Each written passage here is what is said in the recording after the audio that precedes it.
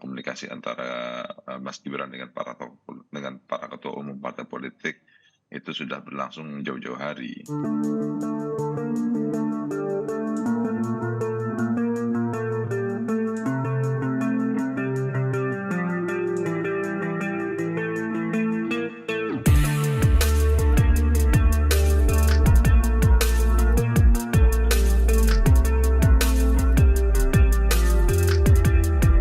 Pertanyaan, apakah Partai Golkar sudah ketok pintu ke PDI Perjuangan, Bung Dev?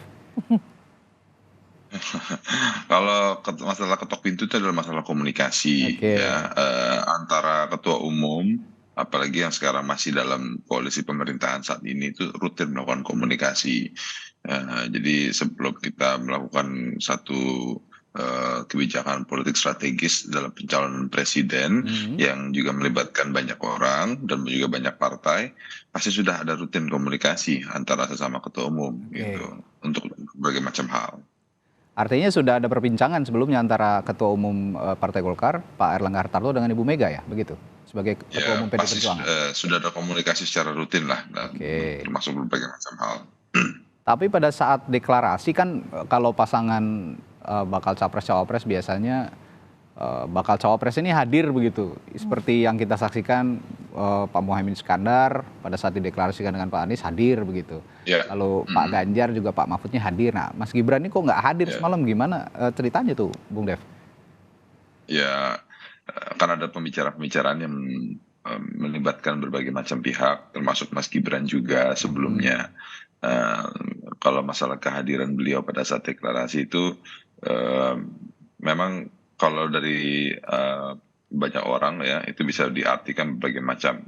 Kan tapi itu bukan berarti ini tidak pembicaraan yang tidak melibatkan beliau. Komunikasi ini pasti sudah dibicarakan, diskusikan cukup panjang, dan juga komunikasi antara Mas Gibran dengan para ketua umum partai politik itu sudah berlangsung jauh-jauh hari, gitu, dan makanya akan segera deklarasikan rencananya hari ini ya, nanti sore akan dideklarasikan, dan lalu kita akan daftarkan pada besok. Jadi nanti kehadiran Mas Gibran ini akan tampak begitu ke harapan publik pada saat deklarasi siang nanti, begitu ya Bung Dev ya? Iya. Nah, yang jadi pertanyaan juga apa sih sebenarnya pertimbangan Partai Golkar? Karena Partai Golkar ini yang saya lihat dan publik melihat sebagai penentu dalam koalisi Indonesia Maju untuk menentukan bakal cawapresnya Pak Prabowo. Partai Golkar sendiri punya pertimbangan apa untuk memilih Mas Gibran? Kemarin memang Pak Erlangga sudah menjelaskan, tapi saya ingin dan publik juga ingin lebih rinci dan juga dengan penjelasan yang sangat rasional bagaimana Partai Golkar memilih Gibran Rakabuming Raka sebagai bakal calon wakil presidennya Pak Prabowo. Ya, pertimbangan itu juga sudah kita lampaui berbagai macam proses. Proses yang pertama itu melihat keberhasilan beliau sebagai wali kota, kita lihat kemampuan beliau dalam bisa menarik suara khususnya dari generasi milenial, generasi Z yang merupakan 50% dari demografi penduduk Indonesia. Terus juga bagaimana kemampuan dia untuk menggerakkan massa khususnya di generasi muda. Nah, hal inilah yang menjadi tolak ukur dan pertimbangan utama kita untuk menentukan pilihan ini.